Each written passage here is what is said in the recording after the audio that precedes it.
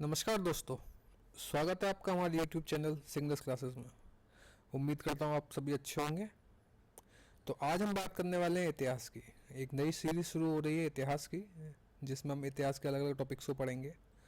ये काम आएगी जो भी जितने भी एग्ज़ाम होते हैं उनमें सब में काम आएगी, केवल बैंकिंग के एग्ज़ाम छोड़कर। SSC में काम आएगी, वीडियो में काम आएगी, SSC GL MTS, बाकी जितने भी एग्ज़ाम्स हैं सब में काम आएगी।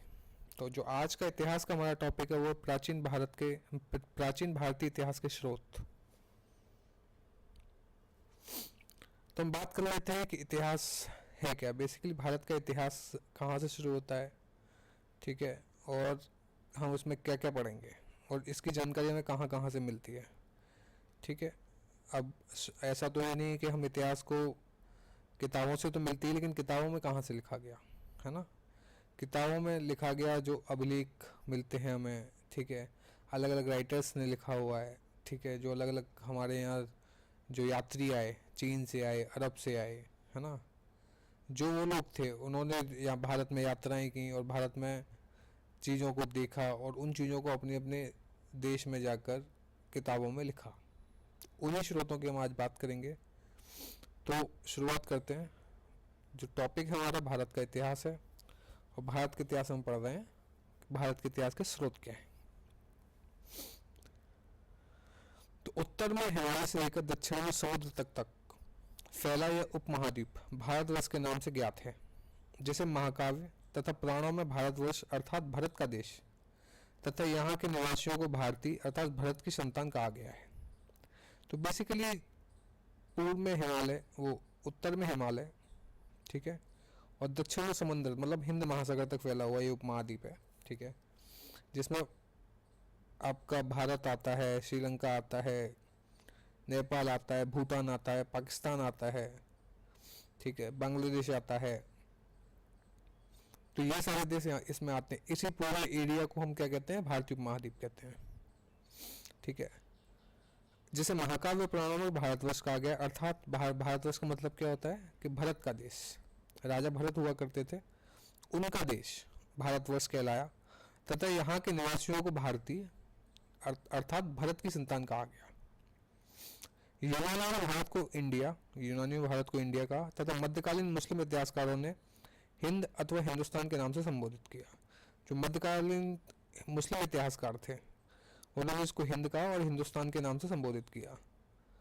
भारतीय इतिहास को अध्ययन की सुविधा के लिए 3 भागों में बांटा गया है, प्राचीन भारत, मध्यकालीन भारत एवं आधुनिक भारत। समझ में आ गया यहाँ तक सबको। तो भारतीय इतिहास को कितने भागों में बांटा गया, 3 भागों में, प्राचीन भारत में, मध्यकालीन भारत में और आधुनिक भारत में। बेसिकली प्राचीन भारत को अंग्रेजी में बोलते हैं एंशियंट हिस्ट्री ऑफ इंडिया, मध्यकालीन भारत को बोलते हैं मेडिवल और आधुनिक भारत को बोलते हैं मॉडर्न हिस्ट्री। बात करेंगे प्राचीन भारत की।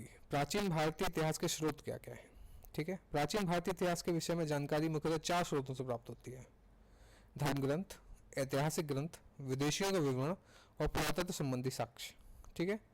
जो 4 मुख्य स्रोत हैं प्राचीन भारत के इतिहास को जानने के लिए, उनमें पहला धर्म ग्रंथ है, दूसरा ऐतिहासिक ग्रंथ है, तीसरा विदेशियों का विवरण है और चौथा है पुरातत्व संबंधी साक्ष्य।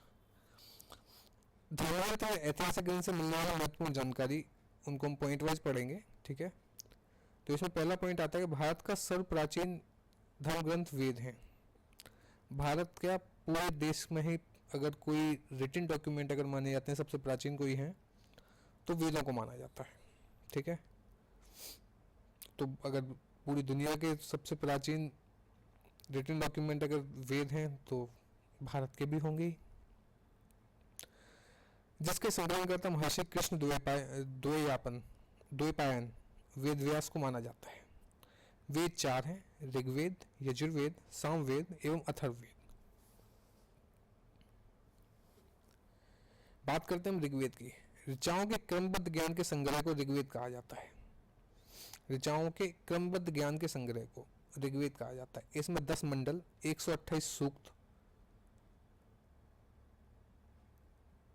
वालखिल पाठ के 11 सूक्तों सहित एवं 10,462 ऋचाएं हैं। ऋचाओं का मतलब होता है मंत्र। इस वेद के ऋचाओं को पढ़ने वाले ऋषि को होत्र कहते हैं। इस वेद में आर्य के राजनीतिक प्रणाली एवं इतिहास के बारे में जानकारी मिलती है। तो बेसिकली ऋग्वेद की एक मोटी मोटी जानकारी हम इस जो सब टॉपिक है उसमें पढ़ेंगे। ऋचाओं के क्रमबद्ध ज्ञान को क्या कहते हैं? ऋग्वेद कहते हैं। इसमें क्या है? इसमें 10 मंडल हैं और 1028 सूक्त हैं। ठीक है, इसमें 10,462 के करीब ऋचाएं हैं, 462 10,462 मंत्र हैं। ठीक है, और इन मंत्रों को पढ़ने वाले ऋषि को होत्र कहते हैं। इस वेद में आर्य के राजनीतिक प्रणाली, मतलब राजनीतिक प्रणाली जो थी, आर्य जो आए थे हमारे यहाँ, ठीक है, माना जाता है कि आर्य मध्य एशिया से आए थे। ठीक है, अलग अलग राइटरों ने, अलग अलग हिस्टोरियंस ने अलग अलग विचार रखे हैं आर्यों की उत्पत्ति को लेकर, आर्यों के आगमन को लेकर। ठीक है, तो आर्यों की राजनीतिक प्रणाली एवं इतिहास के बारे में जानकारी मिलती है हमें ऋग्वेद से। विश्वामित्र द्वारा रचित ऋग्वेद के तीसरे मंडल में सूर्य देवता सावित्री को समर्पित प्रसिद्ध गायत्री मंत्र है। तो अगर हमसे सवाल पूछा जाता है कि जो गायत्री मंत्र है सूर्य देवता सावित्री को समर्पित, ठीक है, वो ऋग्वेद की कौन से ऋचा में आता है, कौन से मंडल में आता है? ठीक है, तो विश्वामित्र द्वारा रचित ऋग्वेद के तीसरे मंडल में गायत्री मंत्र आता है। इसके 9वें मंडल में देवता सोम का उल्लेख है। ठीक है, तो तीसरे मंडल में क्या है? तीसरे मंडल में गायत्री मंत्र है और 9वें मंडल में है देवता सोम का उल्लेख। इसके 8वें मंडल की हस्तलिखित ऋचाओं को खिल कहा जाता है। जो ऋचाएं 8वें मंडल में हस्तलिखित है, मतलब जो हाथ से लिखी गई हैं, ठीक है, उनको क्या कहा जाता है? उनको खिल कहा जाता है। चातुर्वर्ण्य समाज की कल्पना का आदि स्रोत ऋग्वेद को 10वें मंडल में वर्णित पुरुष सूक्त है, जिसके अनुसार 4 वर्ण ब्राह्मण, क्षत्रिय, वैश्य तथा शूद्र आदि पुरुष ब्रह्मा के क्रमशः मुख, भुजाओं, जंघाओं और चरणों से उत्पन्न हुए हैं। तो अगर हमसे कोई पूछे कि हमारे जो 4 वर्ण हैं उसको ऋग्वेद के कौन सा मंडल में मिलता है, वो मिलता है ऋग्वेद के 10वें मंडल में। ठीक है, और उसमें उल्लेख किया गया है कि पुरुष ब्रह्मा के क्रमश जो ब्रह्मा है उनके पुरुष जो रूपी ब्रह्मा है उनके मुख से ब्राह्मणों का जन्म हुआ है, भुजाओं से क्षत्रियों का, जंघाओं से वैश्यों का तथा चरणों से शूद्र का। ऐसा कहा गया है ऋग्वेद में। ऋग्वेद के कौन से मंडल में? ऋग्वेद के 10वें मंडल में। धर्मसूत्र 4 प्रमुख जातियों की स्थितियां, व्यवसायों, दायित्वों, कर्तव्यों तथा विशेष वर्गों में स्पष्ट विभेद करता है। जो ये धर्मसूत्र है वो क्या करता है? वो 4 प्रमुख जातियां हैं ब्राह्मण, क्षत्रिय, वैश्य, शूद्र, उनकी स्थितियां, उनकी समाज में स्थिति कैसी होगी, उनके व्यवसाय क्या क्या होंगे, उनके दायित्व क्या क्या हैं, ठीक है, उनके कर्तव्य क्या क्या हैं तथा विशेष अधिकार, ये सब स्पष्ट विभेद करता है। मतलब स्पष्ट रूप से बताता है कि क्षत्रिय को क्या काम करना है, क्षत्रिय के कर्तव्य क्या हैं, ब्राह्मण को क्या काम करना है, ब्राह्मण के कर्तव्य क्या हैं, ऐसे शूद्रों के बारे में और वैश्यों के बारे में बताता है। वामनावतार के 3 पगों के आख्यान का प्राचीनतम स्रोत ऋग्वेद है। जो वामनावतार हुआ था जिसमें एक राजा हुआ करते थे, ठीक है, तो वो उन्हें बड़ा घमंड हुआ करता था कि मेरे पास बहुत सारा धन है ना, मैं किसी भी धर्म में, उन्होंने एक यज्ञ कराया तो उन्होंने कहा कि मैं सबको बहुत दान दूंगा, जो इतना मांगेगा उतना दान दूंगा। ठीक है, तो विष्णु जी पहुंच गए। ठीक है, विष्णु जी ने मांगा कि आप जितना मुंह मांगा दान दे रहे हैं, तो मुझे कुछ नहीं चाहिए, केवल 3 पग चाहिए, 3 पग जमीन चाहिए। तो राजा खुश हुए, ठीक है, आपको 3 पग जमीन चाहिए, हम आपको दे देंगे। ठीक है, लेकिन वो विष्णु थे, विष्णु ने अपना जो आकार था वो बड़ा किया और 3 पगों में, पहले पग में धरती नाप दी, दूसरे पग में स्वर्ग, और ऐसी जो कहानी है, वो जो प्राचीनतम आख्यान है, वो किस में मिलता है? ऋग्वेद में मिलता है। ठीक है, ऋग्वेद में इंद्र के लिए 250 तथा अग्नि के लिए 200 ऋचाओं की रचना की गई है। ऋग्वेद में क्या किया है? 250 बार इंद्र की बात हुई है और 200 बार अग्नि की बात हुई है। ठीक है, प्राचीन इतिहास के साधन के रूप में वैदिक साहित्य में ऋग्वेद के बाद शतपथ ब्राह्मण का स्थान है। अगर प्राचीन इतिहास के साधन के रूप में बात करें, ठीक है, तो वैदिक साहित्य में सबसे बड़ा स्थान ऋग्वेद का है, उसके बाद है सतपथ ब्राह्मण का। ब्राह्मण अरण्यक पुराण ये सब प्राचीन साहित्य है, वैदिक साहित्य है ये, ठीक है। तो सबसे बड़ा जो जगह है वो ऋग्वेद की है, उसके बाद सतपथ ब्राह्मण की है, ठीक है। अब बात करते हैं दूसरे वेद की, जिसका नाम है यजुर्वेद। सरस्वत पाठ के लिए मंत्रों तथा बलि के समय अनुपालन के लिए नियमों का संकलन यजुर्वेद कहलाता है। इसके पाठककर्ता को अथर्ववेद कहते हैं।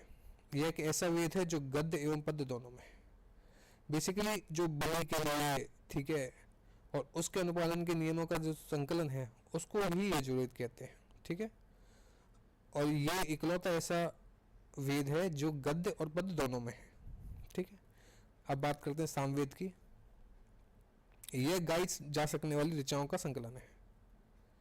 बेसिकली जो अभी तक मंत्र थे वो उनका उच्चारण होता था, उनको पढ़ते थे, ठीक है। ये ऋग्वेद को भी हम पढ़ते हैं, यजुर्वेद को भी हम पढ़ते हैं, ठीक है। लेकिन सामवेद ऐसा है जिसमें जो मंत्र हैं, जो ऋचाएं हैं, वो गाई जा सकती हैं, ठीक है। इसके पाठककर्ता को उद्धरात कहते हैं, ठीक है। इसे भारतीय संगीत का जनक कहा जाता है। सामवेद को ही भारतीय संगीत का जनक कहा जाता है। बेसिकली संगीत का गाई जाने वाली ऋचाओं के होने की वजह से इसको ही हम बोलते हैं। और सबसे बड़ा पुराना डॉक्यूमेंट है ह्यूमन हिस्ट्री का, तो इसी को ही हम क्या कहते हैं, भारतीय संगीत का जनक भी कहते हैं। अथर्ववेद। अथर्व ऋषि द्वारा रचित इस वेद में रोग निवारण, तंत्र मंत्र, जादू टोना, शाप, वशीकरण, आशीर्वाद, स्तुति, प्रायश्चित, औषधि, अनुसंधान, विवाह, प्रेम, राजकर्म, मातृभूमि, महात्म्य आदि विविध विषयों का संबंध मंत्र तथा सामान्य मनुष्यों के विचारों, विश्वासों, अंधविश्वासों में इत्यादि का वर्णन है, ठीक है। तो सबसे पहली बात होती है कि अथर्ववेद का निर्माण किसने किया था, अथर्ववेद का रचना किसने की थी। अथर्ववेद की रचना की थी अथर्व ऋषि ने, ठीक है। इसमें ये जितने भी टॉपिक, जितने भी पॉइंट हैं, ठीक है, रोग निवारण है, तंत्र मंत्र है, जादू टोना है, अनुसंधान है, औषधि है, इस सब के बारे में मंत्र हैं, इस सब के बारे में ऋचाएं उनमें लिखी गई हैं अथर्व ऋषि के द्वारा, ठीक है। इसमें सभा एवं समिति को प्रजापति की दो पुत्रियां कहा गया है। सभा एवं समिति को प्रजापति की दो पुत्रियां कहा गया है। नोट, सबसे प्राचीन वेद ऋग्वेद एवं सबसे बाद का वेद अथर्ववेद है, ठीक है। तो अगर कोई आपसे पूछे कि सबसे प्राचीन वेद कौन सा है, तो सबसे प्राचीन वेद ऋग्वेद है। और सबसे नया वेद कौन सा है, ठीक है, वो अथर्ववेद है। वेदों को भलीभांति समझने के लिए 6 वेदांगों की रचना हुई है। ये हैं शिक्षा, ज्योतिष, कल्प, व्याकरण, निरुक्त और तथा छंद। वेदों को ढंग से, अब ऐसा तो नहीं है, वेद की जो लैंग्वेज है बहुत टफ है ना। उसको जो भाषा जो इस्तेमाल की जाती है उसमें संस्कृत भाषा का इस्तेमाल किया गया है, ठीक है। और उसको समझने के लिए ही अलग से 6 वेदांगों की रचना की गई है, जिसमें पहला जो वेदांग है वो शिक्षा है, दूसरा ज्योतिष है, तीसरा कल्प है, चौथा व्याकरण है, पांचवा निरुक्त है तथा छठवां छंद है, ठीक है। अगर बात की जाए कुछ एडिशनल पॉइंट्स की, तो जो 4 वेद हैं, ठीक है, 4 वेदों में जो 3 वेद हैं शुरू के, ठीक है, जिसमें ऋग्वेद आता है, सामवेद आता है, ठीक है, ऋग्वेद आता है, सामवेद आता है, यजुर्वेद आता है, ठीक है। ये जो है ये बात करते हैं परालोक की, ठीक है। मतलब ये आदमी के, इंसान के, जो इस धरती की, जो धरती लोक की परेशानी है उसके बारे में बात नहीं करते हैं, है ना। ये बात करते हैं स्पिरिचुअल लेवल पर, ठीक है। ये बात करते हैं आपकी आपका जो आपके मरने के बाद आपके क्या होगा, है ना, या फिर आपकी अगर स्पिरिचुअलिटी की बात करें तो उस बारे में बात करते हैं। केवल इकलौता वेद अथर्ववेद ऐसा है जो आपके जीते जी क्या होगा, ठीक है, जो आपकी फिजिकल कंडीशन है। अभी आपने देखा रोग निवारण, ये फिजिकल कंडीशन का काम है। संगीत एक स्पिरिचुअलिटी का काम हुआ है ना। संगीत का क्या काम होता है, संगीत आपको एक मन की शांति देता है ना। तो मन की शांति वाले, या फिर जो आपका स्वर्ग जाने वाली बातें होती हैं, है ना, बैकुंठ जाने वाली जो बातें होती हैं, वो सारी ऐसी बातें जो शुरू के 3 वेदों में करी गई हैं। जो इंसान के सबसे पास में और काम आने वाला जो वेद है वो अथर्ववेद है। इसे काम तो सारे वेद आते हैं, क्योंकि हम हर चीज़ से कुछ ना कुछ सीखते हैं। लेकिन अगर हम अथर्ववेद की बात करें तो जो आपके जो रोज के काम होते हैं, रोजमर्रा के जो काम होते हैं, रोग निवारण, तंत्र मंत्र, जादू टोना, है ना, आज हम जिसको तो तंत्र मंत्र बोलते हैं, इस टाइम पे जिसको हम तंत्र मंत्र बोल सकते हैं, उस टाइम पे वो एक प्रॉपर एक तरीका बनाया हुआ किसी भी चीज़ को सॉल्व करने का। जैसे वशीकरण, आज वशीकरण जैसे पेपरों में एड्स आते हैं कि वशीकरण कि किसी को भी वश में कीजिए, तो अब आज उसको जादू टोने के और उसके उसमें डाल देते हैं।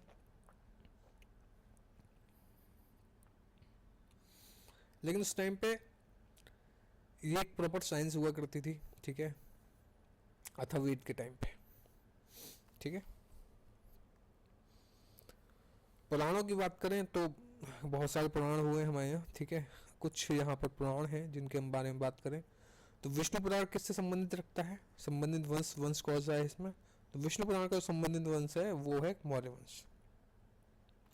मत्स्य पुराण का है आंध्र सातवाहन, आंध्रा में जो सातवाहन वंश हुआ, ठीक है, जिसमें अपनी माताओं का नाम लगाते थे, जैसे गौतमी पुत्र सतकर्णी, ठीक है, ऐसे जिसमें राजा हुए माताओं का नाम जिसमें आगे लगता था, ठीक है, वो उनकी जानकारी में कहाँ से मिलती है, मत्स्य पुराण से मिलती है, ठीक है। गुप्त वंश की जानकारी कहाँ मिलती है, वायु पुराण से मिलती है। चंद्रगुप्त, चंद्रगुप्त तृतीय, समुद्रगुप्त, स्कंदगुप्त, इन लोगों के बारे में जानकारी मिलती है, इन राजाओं के बारे में जानकारी मिलती है वायु पुराण से। बाकी अशोक, चंद्रगुप्त मौर्य, बिंदुसार, ठीक है, इन लोगों के बारे में जानकारी में मिलती है, चाणक्य, इन लोगों के बारे में जानकारी मिलती है विष्णु पुराण से।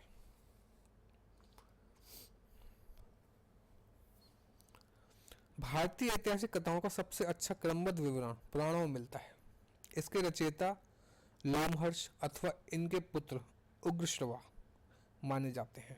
इनकी संख्या 18 है, जिनमें से केवल 5 मत्स्य, वायु, विष्णु, ब्राह्मण एवं भागवत में ही राजाओं की वंशावली पाई जाती है, ठीक है। अगर हम पुराणों की बात करें तो ये क्रमबद्ध विवरण है जिसका भारतीय इतिहास का।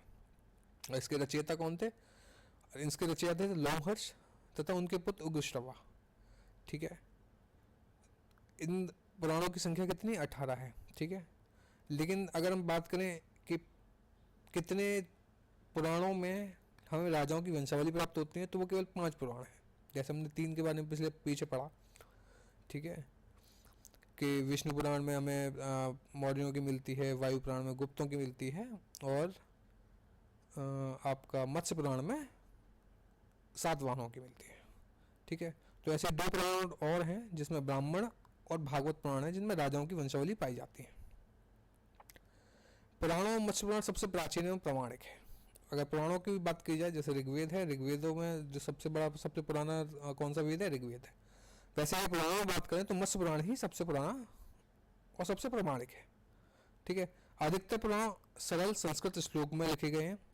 स्त्रियां तथा शूद्र जिन्हें वेद पढ़ने की अनुमति नहीं थी वे भी पुराण सुन सकते थे। पुराणों के पाठ पुजारी मंदिरों में किया करते थे, ठीक है।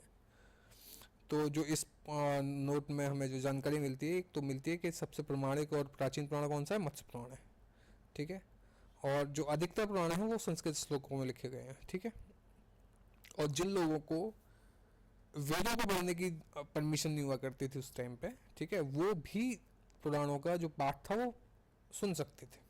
अगर कोई पढ़ रहा है तो उसको सुन सकते थे, ठीक है। और पुजारी मंदिरों में इनका पाठ किया करते थे, ठीक है। मतलब बेसिकली बात ये थी कि अब यहाँ पर एक पैराडॉक्स टाइप का आ जाता है कि स्त्रियों और शूद्रों को मंदिरों में जाने की परमिशन नहीं थी। चलो स्त्रियों की तो कुछ जगहों पे रही भी थी, लेकिन शूद्रों की तो इतिहास में कहीं पर भी नहीं थी। और पुराणों का पाठ कहाँ हो रहा है, पुराणों का पाठ हो रहा है मंदिरों में, ठीक है, क्योंकि पुजारी पाठ कर रहे हैं। और जो संस्कृत भाषा है वो कुलीनों की भाषा है, ठीक है, तो पढ़ भी पुजारी रहे हैं, ठीक है। तो अब शूद्र मंदिर में नहीं जा पाएगा और पाठ भी मंदिरों में ही हो रहा है ना। तो उसको शूद्र तो बिल्कुल ही वंचित हो गया ना पुराणों से। उसको इतिहास, अपना इतिहास जानने का जो उसका वो साधन है वो तो खत्म हो गया, क्योंकि वो खुद पढ़ नहीं सकता, केवल पाठ सुन सकता है। पाठ हो रहा है मंदिरों में एंट्री नहीं है ना। तो एक पैराडॉक्स आ जाता है यहाँ पर, तभी कहते हैं शूद्रों को दबाया गया है। वो फिलहाल एक दूसरा टॉपिक है, उसके बारे में बाद में बात करेंगे, ठीक है। स्मृति ग्रंथों का सबसे प्राचीन और प्रामाणिक है मनुस्मृति मानी जाती है, ठीक है। तो स्मृति ग्रंथ जो याद करके ग्रंथ जो लिखे जाते हैं, स्मृति ग्रंथों में सबसे प्राचीन एवं प्रामाणिक मनुस्मृति है, ठीक है। यह स्वर्ण काल का मानक ग्रंथ है, ठीक है। नारद स्मृति गुप्त युग के विषय में जानकारी प्रदान करता है, ठीक है। जो मनुस्मृति है वो शुंगाल का है, ठीक है। और नारद स्मृति है वो है गुप्त युग का, ठीक। जातक में बुद्ध का पूर्वजन्म की कहानी वर्णित है। हीनयान का प्रमुख ग्रंथ कथा वस्तु है, जिसमें महात्मा बुद्ध के जीवन चरित्र अनेक कथनों के साथ वर्णित है, ठीक है। अगर जातकों की बात की जाए तो जातक में होता क्या है कि बुद्ध के जो पूर्व जन्म की कहानी है। अब बुद्ध वैसे तो इंसान थे, पहले सिद्धार्थ थे, फिर बुद्ध हुए, है ना। लेकिन जब कोई एक धर्म शुरू करता है या फिर कोई एक औधा पा लेता है ना। बुद्ध ने शुरुआत करी कि हमें जो ब्राह्मण धर्म में या हिंदू धर्म में जो कमियां आ रही थी उसका विरोध करते हुए उन्होंने एक बुद्ध धर्म की शुरुआत करी, बौद्ध धर्म की शुरुआत करी, ठीक है। उन्होंने अपना अलग अलग जाके सभाएं की, है ना। और उन्होंने उपदेश दिए कि हमें मूर्ति पूजा नहीं करनी है। और बुद्ध के मरने के बाद सबसे पहले उनके उपासकों ने क्या किया, बुद्ध की ही मूर्ति बनाई, ठीक है। तो अब जब बुद्ध की मूर्ति बनी तो उनको दर्जा किसका मिल गया, भगवान का मिल गया। तो लगभग बौद्ध धर्म जो है वो हिंदू धर्म में ही विलीन हो गया, है ना, मतलब सिद्धांतिक तौर पर, ठीक है। और जब बुद्ध को भगवान बना लिया गया तो उनके पुनर्जन्मों की बात होने लगी, ठीक है। और जो ऐसी कहानी पुनर्जन्म की कहानी है वो किस में पढ़ी जाती है, जातक में पढ़ी जाती है, ठीक है। अब बात करें कि उसमें जो बौद्ध धर्म है उसमें दो यान होते हैं, एक हीन यान होता है, दो उसके क्या बोलना चाहिए, दो उसके फैक्शंस हैं, ठीक है, दो भागों में बटा हुआ है। एक हीन यान है, एक महायान है, ठीक है। तो हीन यान के प्रमुख ग्रंथ कौन से हैं, कथा वस्तु है, जिसमें महात्मा बुद्ध के जीवन चरित्र उनके कथानकों के साथ वर्णित है। जैन साहित्य को आगम कहा जाता है, ठीक है। जैसे हमारा जो साहित्य है, साहित्य को हमारे वेद हैं, पुराण हैं, है ना। वैसे जो जैन लोगों का जो साहित्य है, जैन धर्म का जो साहित्य है उसको आगम कहा जाता है। जैन धर्म का प्रारंभिक इतिहास कल्पसूत्र से ज्ञात होता है। जैन ग्रंथ भगवती सूत्र में महावीर के जीवन कृत्यों तथा अन्य समकालिकों के साथ उनके संबंधों का विवरण मिलता है, ठीक है। जैन अगर बात करें तो जो भगवती सूत्र है, ठीक है, अगर हम महावीर जी के जीवन परिचय की बात करते हैं तो हमें किस में मिलता है, भगवती सूत्र मिलता है। उनके जीवन परिचय मिलता है और उनके जो समकालीन जो लोग हुआ करते थे, ठीक है, उनके संबंधों के साथ उनके साथ संबंधों का विवरण मिलता है। अर्थशास्त्र के लेखक चाणक्य, जिनको कौटिल्य या विष्णुगुप्त के नाम से भी जानते हैं हम, यह 15 अधिकरणों एवं 180 प्रकरणों में विभाजित है। इसमें मौर्यकालीन इतिहास की जानकारी प्राप्त होती है, ठीक है। अर्थशास्त्र किसके द्वारा लिखा गया, चाणक्य या कौटिल्य के द्वारा लिखा गया। इसमें 15 अधिकरण है और 180 प्रकरण है, ठीक है। और इसमें जानकारी मिलती है मौर्य समाज की, मौर्य इतिहास की, मौर्यकालीन इतिहास, जिसमें अशोक, चंद्रगुप्त मौर्य, बिंदुसार, ठीक है। संस्कृत साहित्य में ऐतिहासिक घटनाओं को क्रमबद्ध लिखने का सर्वप्रथम कार्य कल्लड़ के द्वारा किया गया था। कल्लड़ द्वारा रचित पुस्तक राजतंगड़ी, जिसका संबंध कश्मीर के इतिहास से है। अब कश्मीर का इतिहास बड़ा यूनिक तरीके से लिखा गया है ना। कश्मीर का इतिहास शुरू से लेकर जो कल्लड़ ने जब तक कल्लड़ का जीवन काल रहा, उन्होंने उस पूरे का संकलन किया, ठीक है। और उसको जो नाम दिया उन्होंने वो दिया राजतरंगिणी, ठीक है। और एक क्रमबद्ध और एवं सर्वप्रथम प्रयास है, ठीक है। अरबों की सिंध विजय के वृत्तांत चचनामा लेखक अली अहमद में सुरक्षित है, ठीक है। जो अरबों की सिंध विजय हुई थी, ठीक है, उसका जो वृत्तांत है चतनामा नाम के एक ग्रंथ में है, जिसके जो लेखक थे वो अली अहमद थे। अष्टाध्यायी संस्कृत भाषा और व्याकरण की प्रथम पुस्तक के लेखक पाणिनि थे। इससे मौर्य के पहले का इतिहास तथा मौर्य युगीन राजनीतिक अवस्था की जानकारी प्राप्त होती है। कात्यायन की गार्गी संहिता एक ज्योतिष ग्रंथ है, फिर भी इसमें भारत पर होने वाली यवन आक्रमण का उल्लेख मिलता है। जो कात्यायन की गार्गी संहिता है, ठीक है, कहने को तो एक ज्योतिष ग्रंथ है, ठीक है, लेकिन इसमें जो भारत पर यवनों का जो आक्रमण हुआ था, ठीक है, उसका उल्लेख हमें इसमें मिलता है, ठीक है। पतंजलि, जो कि पुष्यमित्र शुंग के पुरोहित थे, ठीक है। पुष्यमित्र शुंग के पुरोहित का मतलब होता है कि जो उनके मुख्य पूजा करने वाले या मुख्य जो होता है ना, कि दरबार में एक पुरोहित का एक स्थान होता है ना, जो मुख्य पंडित जी थे उनके वो पतंजलि थे, ठीक है। पुष्यमित्र शुंग के, इनके महाभाष्य से शुंगों के इतिहास का पता चलता है। विदेशी यात्रियों से मिलने वाली प्रमुख जानकारी, इस पर शायद एक लाइन कट गई है यहाँ पर,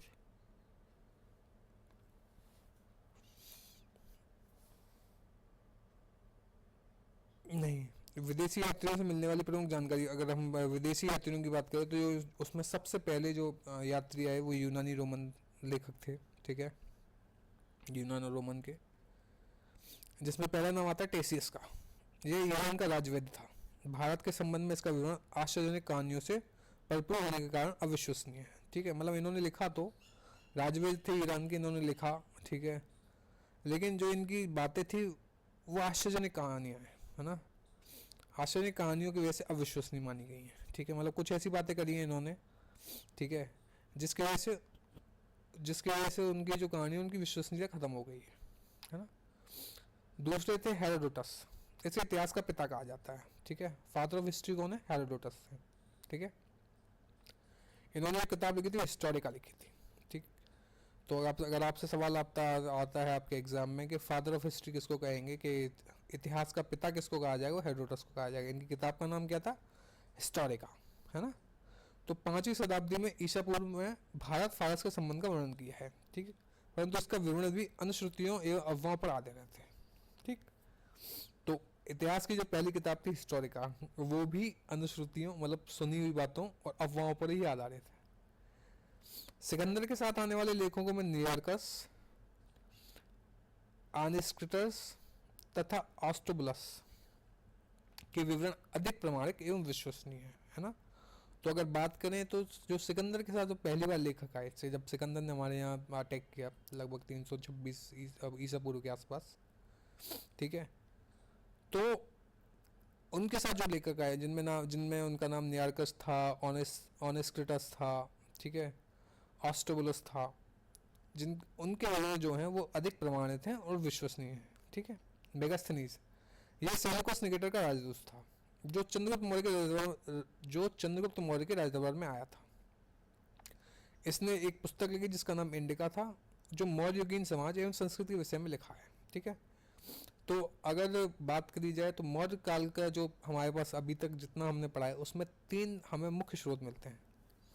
एक पहला मिलता है हमें चाणक्य की अर्थशास्त्र, ठीक है। दूसरा मिलता है हमें जो मेगास्थनीज की इंडिका है, ठीक है। मेगास्थनीज कौन था? सेल्यूकस निकेटर का राजदूत था। सेल्यूकस निकेटर जो कि यूनान के राजा थे, ठीक है, उनका एम्बेसडर था। उन्होंने वहाँ से अब यहाँ पर चंद्रगुप्त मौर्य के दरबार में एज ए एम्बेसडर, ठीक है, जैसे एम्बेसीज होती हैं आज के, अगर हम बात करें तो जैसे हमारी एम्बेसी है अमेरिका में, लंदन में, है ना, मतलब ब्रिटेन में, ठीक है। तो उनका काम क्या होता है कि वहाँ के आसपास के हालातों को पता रखना, ठीक है। कुछ अगर जैसे अगर हमारी भारत की अगर एम्बेसी है अमेरिका में, तो वहाँ की सरकार के बीच में भारत के बारे में क्या बात हो रही है, या फिर यहाँ से कोई एक प्रपोजल गया है, उस प्रपोजल पर सरकार वहाँ पर अमेरिका में क्या बातें चल रही हैं, इससे सारा काम करती है एम्बेसीज, ठीक है। बेसिकली ये लीगल जासूस टाइप के होते हैं, है ना, कि लीगली रह तो रहे यहाँ पर लेकिन वो हैं जासूस, कि जो कोशिश वही करते हैं कि हमें सारी इन्फॉर्मेशन मिल जाए कि जो क्या माहौल बना हुआ है ना। ऐसे ही एम्बेसडर एक हुआ करते थे मेगास्थनीज। उन्होंने एक किताब लिखी थी इंडिका नाम से, जिसमें मौर्य युगीन जो समाज और संस्कृति के विषय में लिखा हुआ है, ठीक है। तो पहला हमारे पास क्या हो गया? अर्थशास्त्र, दूसरी हो गई इंडिका, और तीसरी हो गई जो हमारा पुराण, जो हमारे पुराणों में जो हमारे विष्णु पुराण है, ठीक है। तो अगर बात करें साहित्यिक सोर्सों की, तो हमारे पास मौर्य काल को जानने के लिए 3 साहित्यिक सोर्स हैं, ठीक है। मेगास्थनीज की इंडिका, चाणक्य की अर्थशास्त्र और विष्णु पुराण। 5वें जो यूनानी रोमन यात्री थे वो थे डाइमेकस। यह सीरियन नरेश आंतिकेश का राजदूत था, ठीक है, जो बिंदुसार के दरबार में आया था। इसका विवरण भी मौर्य युग से संबंधित है, ठीक है। इनकी किताब का नाम नहीं दिया गया यहाँ पर, ठीक है। तो जो डाइमेकस हैं, वो आए थे बिंदुसार के, जो चंद्रगुप्त मौर्य के बेटे थे और अशोक के पिताजी। ठीक है, उनके उनके टाइम पे आए थे, उनके राजदरबार में आए थे डाइमेकस।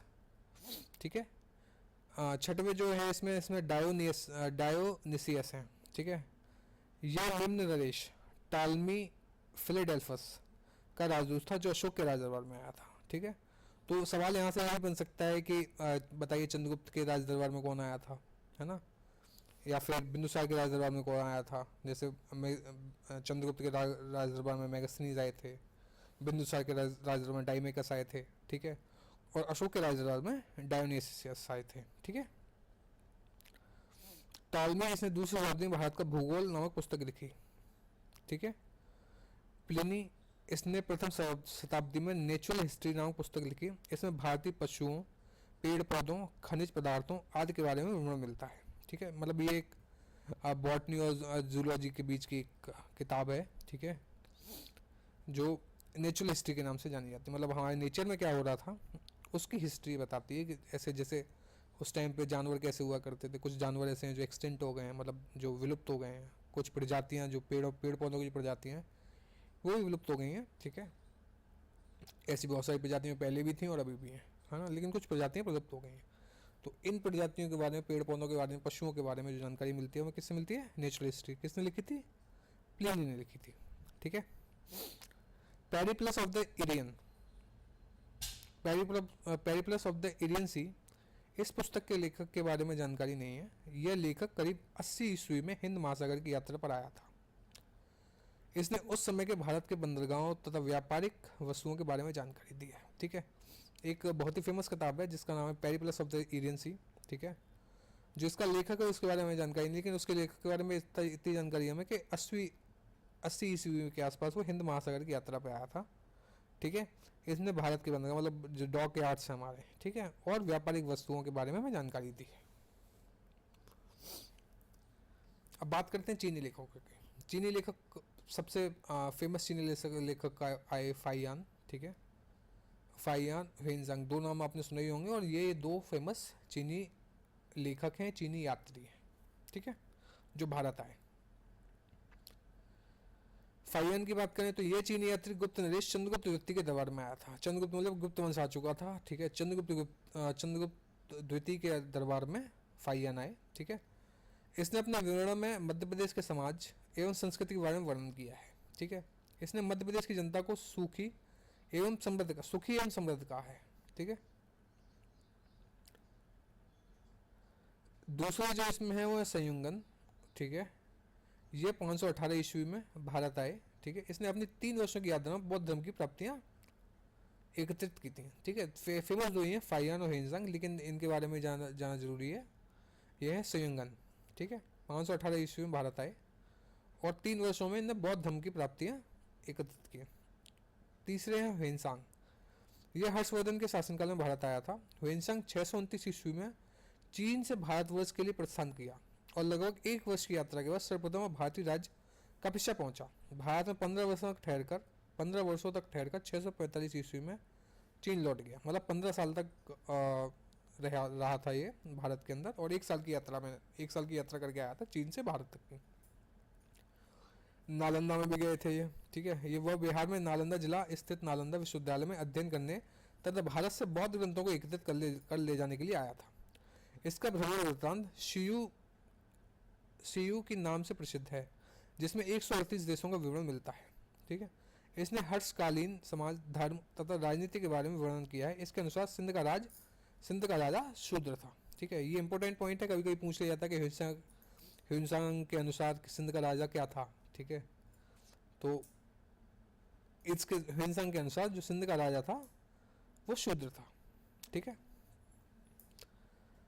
नोट, ह्वेनसांग के अध्ययन के समय नालंदा विश्वविद्यालय के कुलपति आचार्य शीलभद्र थे।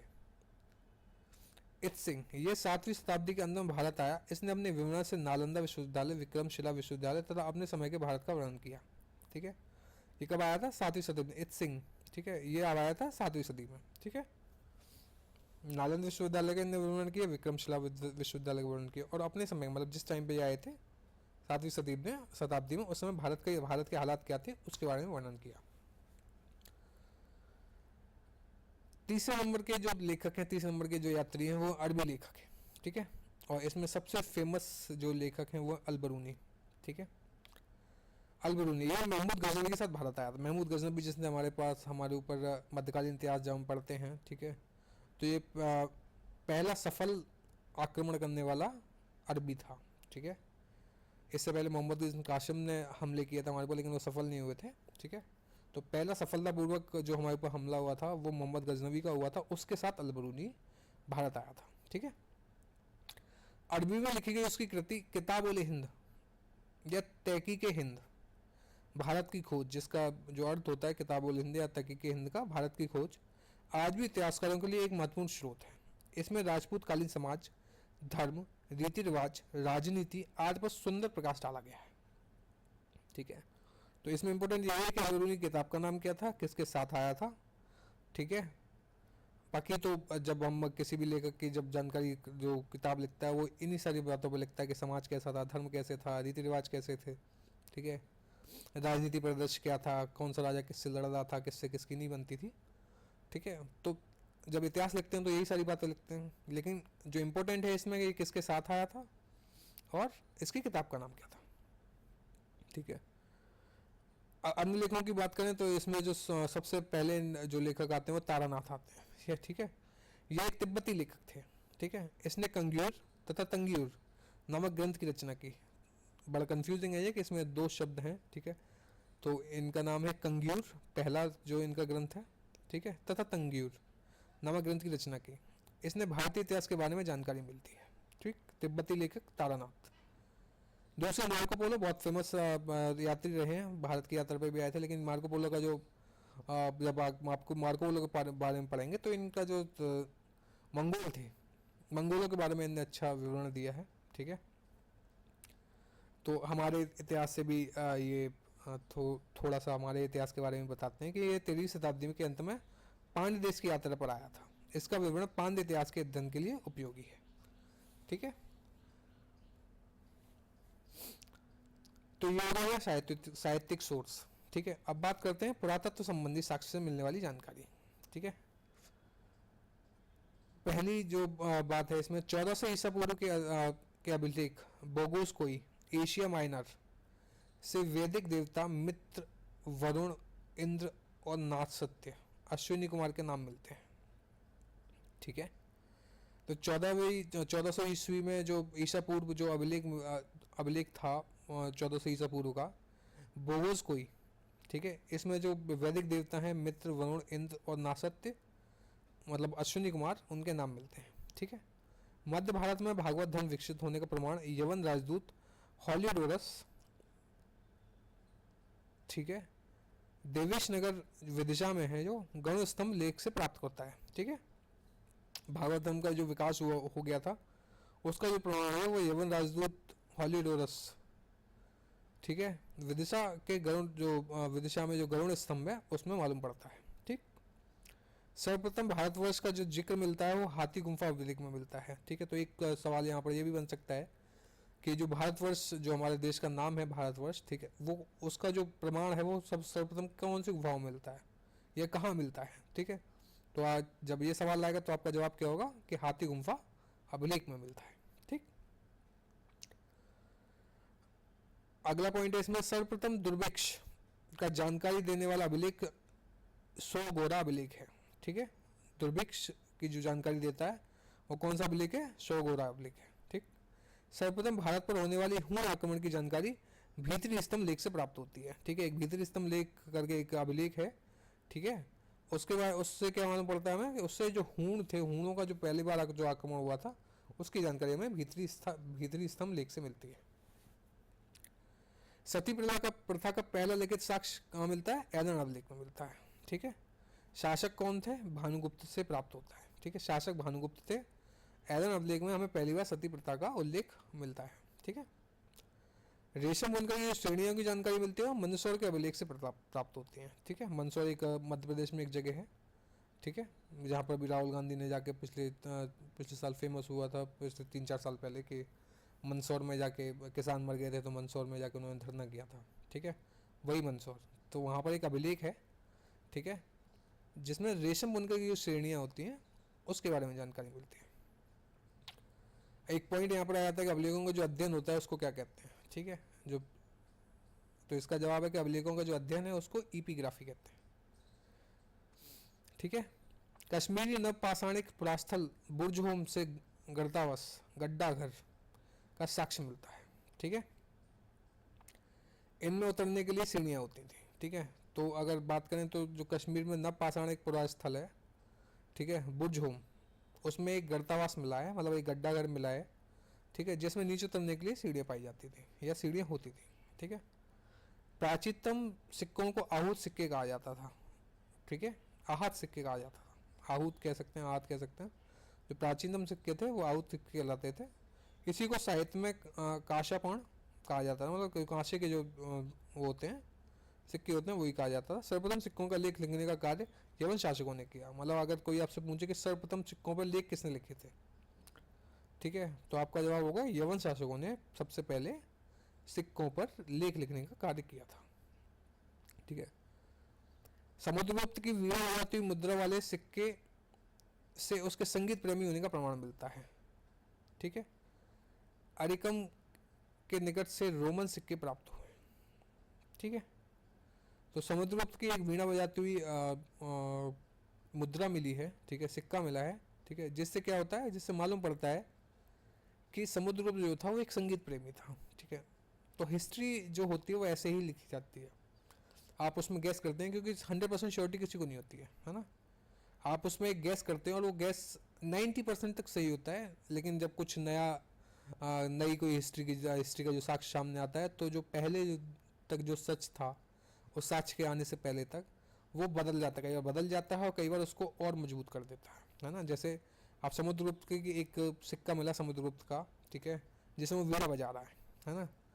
अब उसके साथ ही अब एक ऐसी कोई पेंटिंग मिल जाए, है ना, जिसमें समुद्रगुप्त वीणा बजाते हुए दिख जाए, है ना, तो इससे क्या होगा, तो नया साक्ष्य मिला, ठीक है। तो इससे जो पहले हमने डिडक्शन किया था, जो पहले हमने जानकारी उससे बनाई थी कि समुद्रगुप्त थे वो एक संगीत प्रेमी थे, तो अब नया साक्ष्य मिलने से वो जो पहले जो हमने डिडक्शन किया था, जो पहले हमने एक हमारा व्यू बनाया था, वो और पुख्ता हो गया, वो और मजबूत हो गया, ठीक है। लेकिन मान लीजिए अब समुद्रगुप्त का वो ना मिले, ठीक है, अब समुद्रगुप्त की जगह उसी टाइम पीरियड का स्कंदगुप्त का मिल जाए, ठीक है, स्कंदगुप्त तलवार चलाते हुए दिख जाए, है ना, तो आप क्या कहेंगे कि हो सकता है उस टाइम, तो उस टाइम पे इफ एंड बट वाली बात आ जाती है, ठीक है। एरिकमे के जो निकट, एरिकमे एक जगह है, उसके निकट क्या मिला है, रोमन सिक्के प्राप्त हुए। कुछ महत्वपूर्ण अभिलेख हैं, ठीक है, उनके बारे में जानकारी कर लेते हैं कि हाथी गुम्फा अभिलेख किस लिए फेमस है, उसके शासक का नाम क्या था, किस शासक के बारे में बताता है, कलिंग राजा खारवेल के बारे में बताता है, ठीक है। गलत लिखा हुआ यहाँ पर, ये खारवेल है, ठीक है। हाथी गुम्फा का जो अभिलेख है वो क्या कहता है, तिथि रहित, मतलब इसमें डेट नहीं है, ठीक है, और किसके बारे में बताता है, कलिंग राजा खारवेल के बारे में। जो जूनागढ़, ठीक है, गिरनार का जो अभिलेख है वो रुद्र दमन के बारे में बताता है, ठीक है। नासिक अभिलेख है वो गौतमी बलश्री के बारे में बताता है। प्रयाग स्तंभ लेख जो है वो समुद्रगुप्त के बारे में बताता है। एहोल अभिलेख है वो पुलकेशन द्वितीय के बारे में बताता है। मंदसौर अभिलेख है वो मालवा नरेश यशोधर्मन के बारे में बताता है। ग्वालियर अभिलेख जो है प्रत्याहार नरेश भोज के बारे में बताता है, ठीक है, प्रत्याहार कहाँ राजा भोज, कहाँ बंधु तेली, ठीक है, तो वही है प्रत्याहार नरेश भोज, ठीक है। भीतरी जूनागढ़ अभिलेख स्कंदगुप्त के बारे में बताता है, और देवपाड़ा अभिलेख है वो बंगाल शासक विजयसेन के बारे में बताता है, ठीक है। तो ये थे हमारे स्रोत, इतिहास के स्रोत, कि हम इतिहास को किस तरीके से और कैसे पढ़ते हैं, ठीक है। तो एक बार रिवीजन कर लेते हैं। प्राचीन भारत के इतिहास के स्रोतों की बात करें तो 4 भागों में बांटा जाता है। इसमें धर्म ग्रंथ होते हैं, ऐतिहासिक ग्रंथ होते हैं, विदेशियों विवरण होता है, पुरातत्व संबंधी साक्ष्य होते हैं, ठीक है। धर्म ग्रंथों की बात करें तो 4 इसमें ग्रंथ हैं, ठीक है, जिसमें यजुर्वेद, ऋग्वेद, यजुर्वेद, सामवेद और अथर्ववेद, ठीक है। एक इसमें मतलब वेद हैं, पहले वेद होते हैं, ठीक है। पुराण भी होते हैं इसमें, ठीक है। इसमें ब्राह्मण भी होते हैं, इसमें अरण्यक भी होते हैं, ठीक है। ऋग्वेद की बात करें तो कितने मंडल है, इसमें 10 मंडल हैं, 128 सूक्त हैं और 10,000 से ऊपर ऋचाएँ हैं, ठीक है। रचना किसने की थी, रचना वेद व्यास ने की थी, ठीक है। गायत्री मंत्र किससे मिलता है? तीसरे मंडल में मिलता है। नौ मंडल में देवता सोम का उल्लेख है। ठीक है। यजुर्वेद क्या है? यजुर्वेद जो है वो बलि के जो काम होते थे, ठीक है, उसका संकलन है। और इसमें गद्य एवं पद्य दोनों की जानकारी। सामवेद संगीत का है और संगीत का फादर भी कहा जाता है इसको, संगीत का जनक भी कहा जाता है ना। अथर्ववेद में जो दुनिया की चीज़ें होती हैं, जैसे इसमें जादू टोना होता है, रोग निवारण होता है, वशीकरण वगैरह जैसी जो चीज़ें होती हैं वो अथर्ववेद में। जो सबसे पुराना जो वेद है वो ऋग्वेद है, जो सबसे नया वेद है वो अथर्ववेद है। ठीक है। विष्णु पुराण में मौर्य वंश के बारे में जानकारी मिलती है। मत्स्य पुराण में आंध्र सातवाहन के वंश के बारे में जानकारी मिलती है। वायु पुराण में गुप्त वंश के बारे में जानकारी मिलती है। ठीक है। जातक में क्या है? जातक में बुद्ध की पूजन की कथाएं होती हैं। ठीक है। और हीनयान का जो प्रथम प्रमुख ग्रंथ है वो कथा वस्तु है। जैन साहित्य को क्या कहते हैं? आगम कहते हैं। ठीक है। और अगर महावीर जैन के अगर उसकी बात करें कि महावीर जैन के बारे में जानकारी कहाँ से मिलती है, तो भगवती सूत्र से मिलती है। ठीक। स्मृति में सबसे पहले जो हमारे काम की है प्रमाणिक स्मृति, प्रमाणिक जो है स्मृति ग्रंथ है वो सबसे प्राचीन और सबसे प्रमाणिक स्मृति ग्रंथ है वो मनुस्मृति है। ठीक है। जिसमें सुंकाल की जानकारी जिसमें सुंकाल की जानकारी है। और एक नारद स्मृति है जिसमें गुप्त युग की जानकारी है। ठीक।